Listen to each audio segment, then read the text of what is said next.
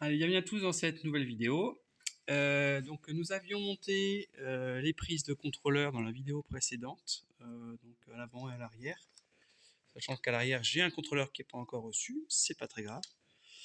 Donc là nous voilà sur l'ordinateur portable spécifique. Alors moi je suis obligé d'être... Alors j'ai eu plein de problèmes en fait. J'ai pas réussi à me connecter avec mon portable sur Windows 11. Donc ça c'est un vieux portable qui était en Windows 7, qui est assez vieux, hein, et qui a été passé, vous voyez, c'est sa caractéristique, donc vraiment pas très puissant, qui était en Windows 7 en principe, que j'avais passé en Windows 10, et en Windows 10 en fait, ben, j'ai plus de problème. Donc moi j'ai fait l'acquisition du câble de chez Kelly, le câble USB. J'ai pris la version Android, mais j'ai pas réussi à la faire fonctionner. Bon. Donc un câble comme ça, c'est pas très cher, c'est 19 $. Bon, faut compter le port chez Kelly. Vous le trouvez peut-être ailleurs. Moi, j'ai préféré prendre chez Kelly pour être sûr de ne pas avoir une contrefaçon qui marche pas. Voilà.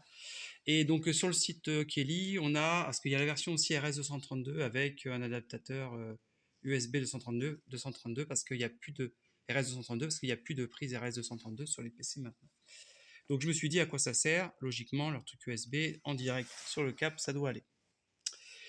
Donc par contre, il vous faut télécharger le petit driver qui vous permet ensuite de quand vous allez brancher la prise, ça va vous créer un port COM4. Donc il faut aller chercher, pour ceux qui ne connaissent pas Windows du tout, vous pouvez aller chercher ici, clic droit, gestion de périphérique, ou dans vos paramètres, vous tapez le moteur de recherche dans les paramètres gestionnaire périphérique. En tout cas, moi Windows 11, j'ai pas réussi. Donc si vous avez réussi, n'hésitez pas à mettre en commentaire. En tout cas, moi je me suis pas embêté. J'ai fait un PC que pour ça. J'étais recherché un vieux PC qui rame pour faire le reste. Et c'est très bien comme ça. Voilà, donc là on voit qu'on est sur le COM4. Et donc ici j'ai l'application pour les contrôleurs Kelly KBS. Qu'attention, voilà, il y a des KLS, vous avez des KBS. Donc là il semble que ce soit des KBS sur mes versions à moi, mais peut-être que sur les séries 3, les derniers, bah, c'est même à mon avis sûr, ils ont dû mettre des KLS. Voilà. Donc après, si vous n'êtes pas du tout familier avec tout ça, une fois de plus, je vais vous répéter toujours pareil, faites appel au service après-vente de chez Swingcar. Hein. Moi, ce sont des vidéos à but pédagogique. Voilà, moi j'ai beaucoup de passé derrière moi, pardon. Électronique, mécanique, informatique, je suis aussi développeur. Voilà, donc c'est pas trop un souci pour moi, tout ça, mais ça peut l'être pour vous. Donc alors,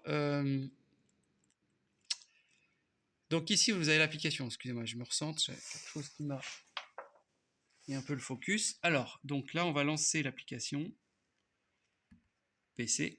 Donc là il vous dit qu'en principe il faut que le moteur soit pas en fonctionnement. En fait, il ne faut pas que le moteur tourne. Il ne faudra pas accélérer tout ça, mais en fait il faut avoir mis le contact et que le contrôleur soit vert, hein. Sinon ça ne peut pas marcher en fait.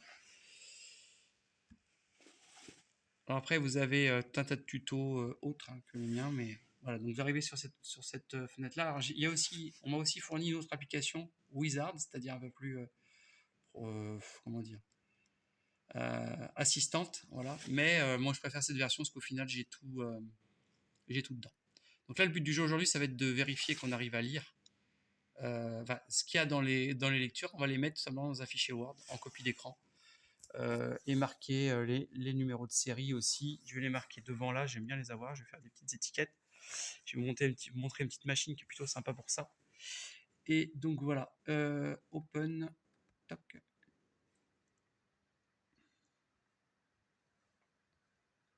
Et il est bloqué. Alors, des fois c'est un peu capricieux, peut-être falloir que je redémarre. Hein. Je redémarre le tout.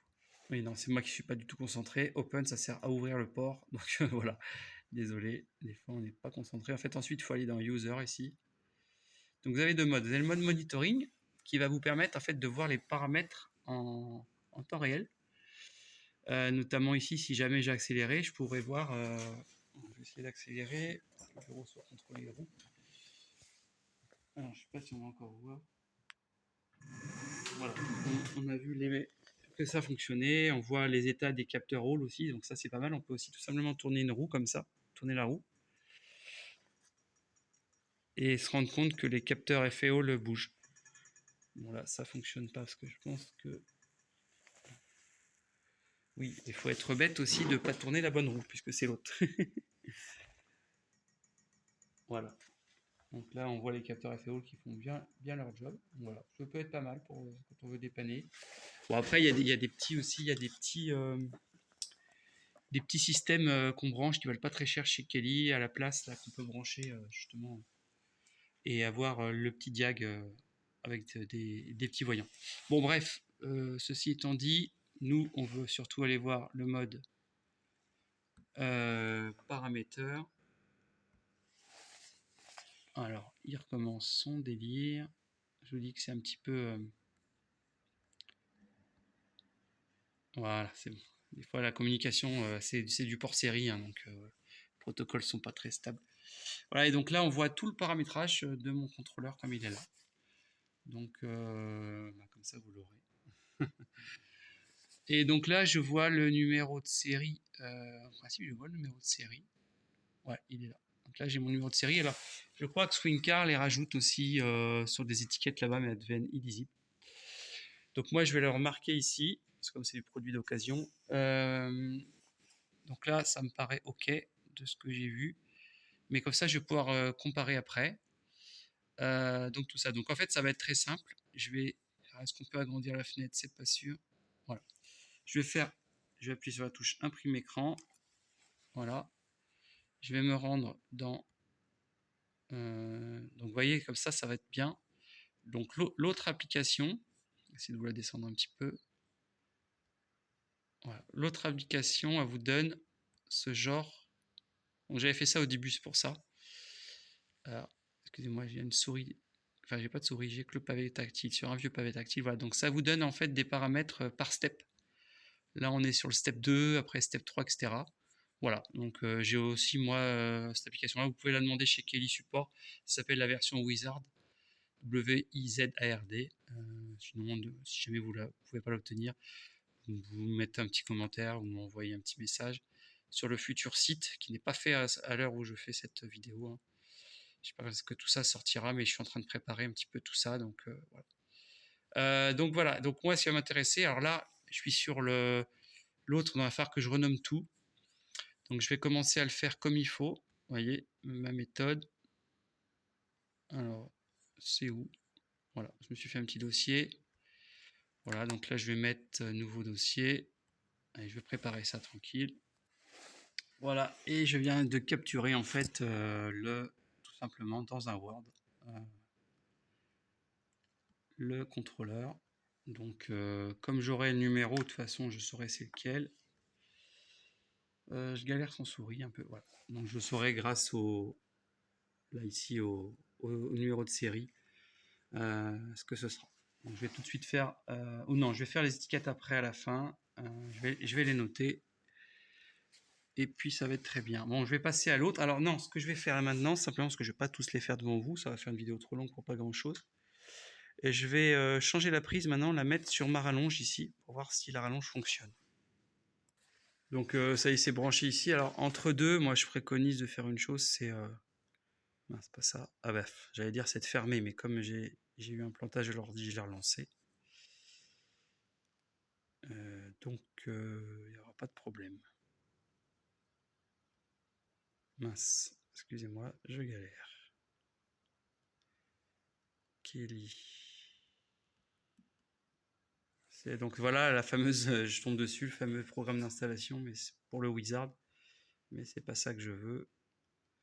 C'est celui qui se lance en direct.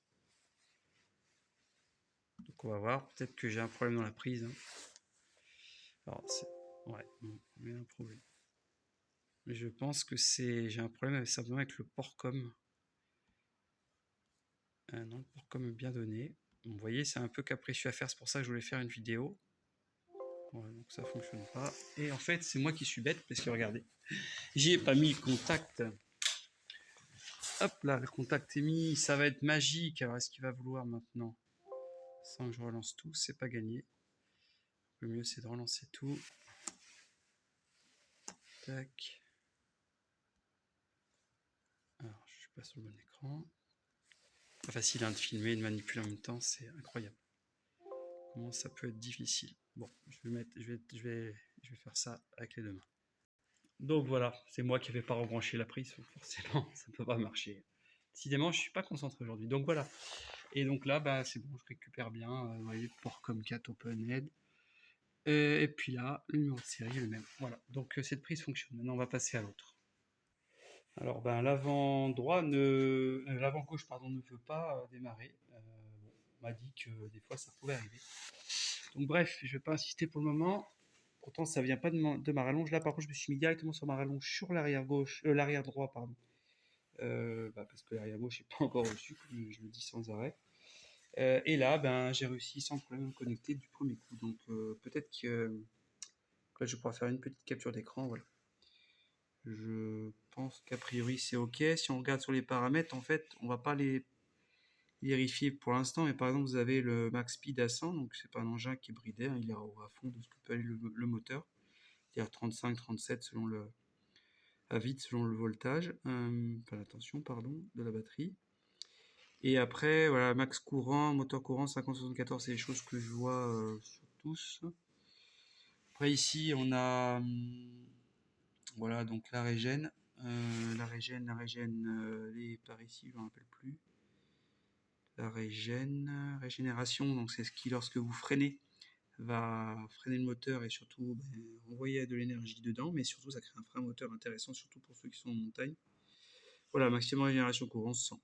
Je cherchais maximum courant percent 74 et 50 pour la batterie, courant de percent.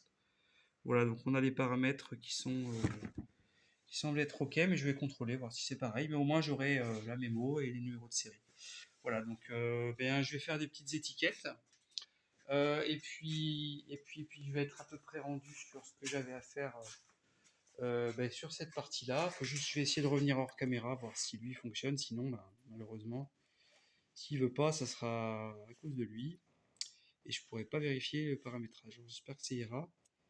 Ce qui est bien dommage. Pourtant, il n'y a pas l'air d'avoir de COS. Les COS sont bien sortis. Donc, je vais essayer de psychoter un peu tout ça et de voir s'il arrive à prendre. Sinon, ça veut dire qu'il y a peut-être tout simplement peut-être un fil dessoudé dans le contrôleur. Je ne vais pas le dévisser pour si peu parce que c'est pas évident à remettre. Bon, on s'en passera. Voilà, on va faire confiance au SAV Swingcar au SAV, du moins à l'usine qui avait monté ça. Il n'y a pas de raison qu'ils aient pas mis le bon paramétrage. Voilà.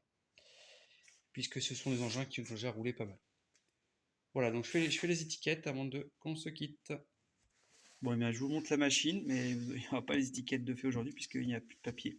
Voilà, donc c'est une petite machine Bluetooth qui est super efficace de cette marque-là. Vous avez une petite application sur le téléphone, donc en plus j'aurais pas pu vous montrer l'application parce qu'elle est sur le téléphone avec lequel je fais les vidéos. Mais c'est pas très très grave. En tout cas, ça fait quelque chose d'efficace en termes d'étiquetage. Ça fait des petites étiquettes grandes comme ça. Franchement, c'est vraiment sympa pour un petit peu tout et même quand on veut refaire du repérage. Voilà. Allez, je vous souhaite une bonne journée. J'espère vous avoir donné pas mal de tips. Les vidéos sont assez longues, je sais. Bon, après, voilà, j'ai besoin de vous montrer quelques détails importants et vous faire passer un bon moment, sachant que le projet s'avance en termes de restauration. Là, vraiment, le projet s'avance et on devrait pouvoir rouler bientôt, puisque là, on est en février. Il faut que fin février, début mars, ce soit fini entièrement. Donc, dès que les pièces arrivent, eh bien, ça sera super. Voilà, donc les prochaines vidéos, à moins que j'ai une idée particulière, sinon, ça risque d'être certainement en relation avec l'arrivée des freins.